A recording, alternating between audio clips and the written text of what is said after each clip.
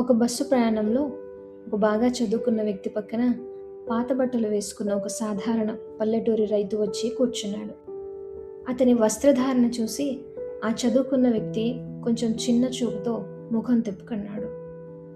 ఇంతలో bus conductor వచ్చి అందరికీ టికెట్లు ఇస్తుండగా ఆ చదువుకున్న వ్యక్తి జేబులో పర్సు లేదని తేలేసింది. ఎవరో దొంగిలించారు. డబ్బులు లేక అందరి ముందు కండక్టర్ అడుగుతుంటే అతను అవమానంతో తలదించుకున్నాడు. అది చూసిన ఆ పల్లెటూరి రైతు ఏమీ మాట్లాడకుండా తన దగ్గరున్న డబ్బుల సంచి తీసి అతని టికెట్ ధర కూడా తానే కట్టేశాడు. చదువుకున్న వ్యక్తి కళ్ళల్లో నీళ్లతో ఆ రైతుకు కృతజ్ఞతలు చెప్పాడు. బట్టలు, హోదా చూసి ఎవరిని తక్కువ అంచనా వేయకండి. చదువు, డబ్బు ఉన్నంత మాత్రాన సరిపోదు.